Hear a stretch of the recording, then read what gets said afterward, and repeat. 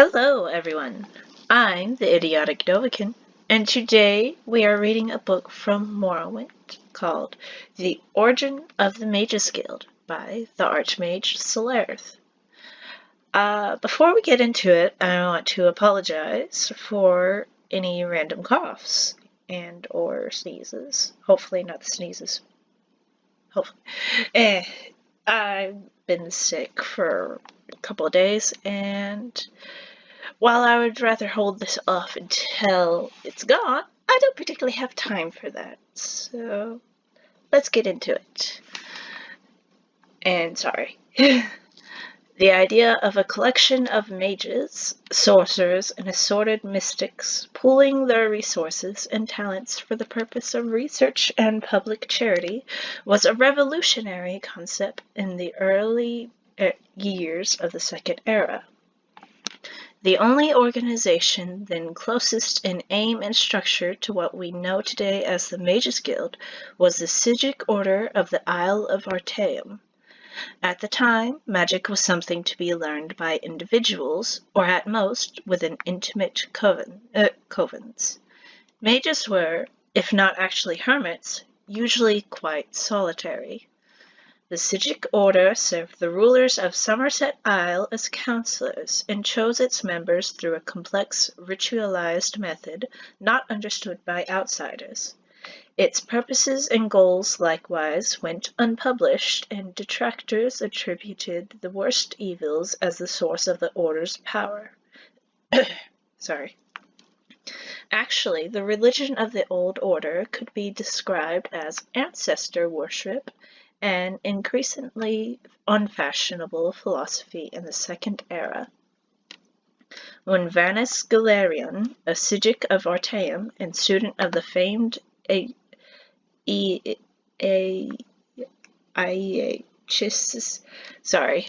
began collecting magic users from around Somerset Isle, he attracted the animosity of all. He was operating out of the urban center of Firsthold, and there was a common, and not entirely unfounded, attitude that magical experiments should be conducted only in unpopulated areas. Even more shocking, Galerion proposed to make magical items, potions, and even spells available to any member of the general public who could afford to pay. No longer was magic to be limited either to the aristocracy or intelligentsia. Galerion was brought before Aeachus and the king of Firsthold, Rillis XII, and made to state the intentions of the fraternity he was forming. The fact that Galerion's speech to Rillis and Aeachus— why does it have to keep making me say this word? I don't know how to pronounce it. Anyhow, was not recorded for posterity is doubtless a tragedy, though it does afford opportunity for historians to amuse one another with speculation about the lies and persuasions Galerion might have used to find the ubiquitous organization. The charter, at any rate, was approved. Almost immediately after the guild was formed, the question of security had to be addressed. The Isle of Artaeum did not require force of arms to shield it from invaders. When the Psijic Order does not wish someone to land on the isle, it and all its inhabitants simply become insubstantial. The new Mages Guild, by contrast, had to hire guards.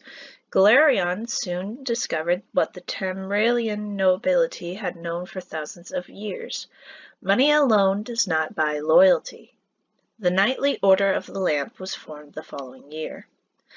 Like a tree from an acorn, the Mages Guild grew branches all over Somerset Isle and gradually the mainland of Tamriel.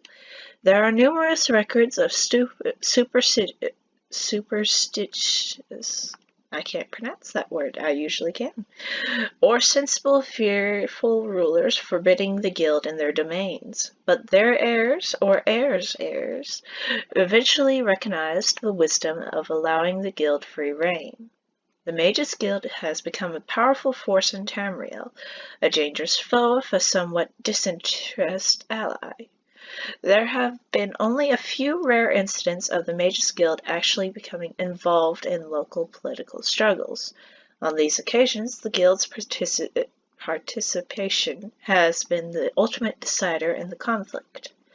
As begun by Vanus Galerion, the Mages Guild as an institution is presided over by a supreme council of 6 archmagisters. Each guild hall is run by a guild magister, assisted by a twofold council, the Master of Incunabula, and the Master at Arms. The Master of Incunabula presides over an additional council of 2 mages, the Master of Academia and the Master of Siray. The Master at Arms also has a council of 2, the Master of Initiates and the Platinus, the leader of the local chapter of the Order of the Lamp. One need not be a member of the Mages Guild to know that this carefully contrived hierarchy is often nothing more than a chimera. As Vanus Galerion himself said bitterly, leaving Tamriel to travel to other lands. The Guild has become nothing more than an intricate morass of political infighting. Alright, that was the end of the video. I just wanted to wish you guys a very Merry Christmas before we ended it. So, have a very Merry Christmas, and bye-bye. See you next week.